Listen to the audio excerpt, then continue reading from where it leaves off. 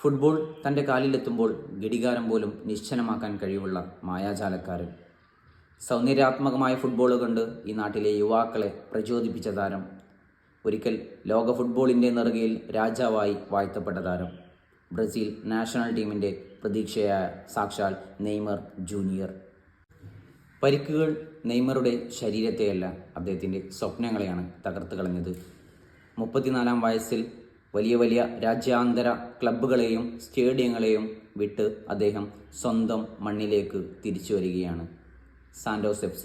അദ്ദേഹം തൻ്റെ വേരുകളിലേക്ക് തിരിഞ്ഞു നടക്കുകയാണ്. ഇവിടെ നിന്നാണ് അദ്ദേഹം തുടങ്ങിയതും ഇവിടെ നിന്നാണ് വീണ്ടും അദ്ദേഹം കംബാക്കിന് ശ്രമിക്കുന്നതും. ഇന്ന് ബ്രസീലിന് ഒരു പിടി യുവതാരങ്ങളുടെ നീണ്ട നിരയുണ്ട്. ലോക ഫുട്ബോളിൽ അവർ അവരുടേതായ കാൽവെപ്പുകൾ നടത്തിക്കഴിഞ്ഞു. മാത്യൂസ് കുഞ്ഞ, പെഡ്രോ, എസ്തവോ, എൻട്രിക്, അതുപോലെ ആൻ്റണി, റഫീഞ്ഞ തുടങ്ങിയ വമ്പൻ ക്ലബ്ബുകൾക്ക് വേണ്ടി ബൂട്ട് കെട്ടുന്ന ഒരുപിടി മികച്ച യുവതാരങ്ങൾ ഇന്ന് ബ്രസീലിന് സ്വന്തമുണ്ട്. ഭാവി അവരുടെ കയ്യിലാണെന്ന് ലോകം ഉറക്കെ പറയുന്നുണ്ട്.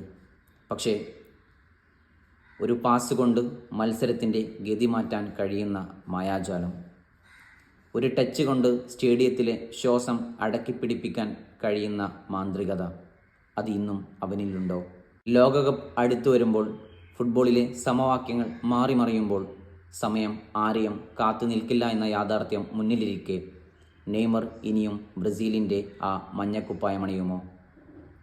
അതോ അപൂർണ പ്രതിഭ എന്ന ലേബലോടെ ചരിത്രത്തിൻ്റെ പിന്നണിയിലേക്ക് അദ്ദേഹം പിൻവാങ്ങുമോ?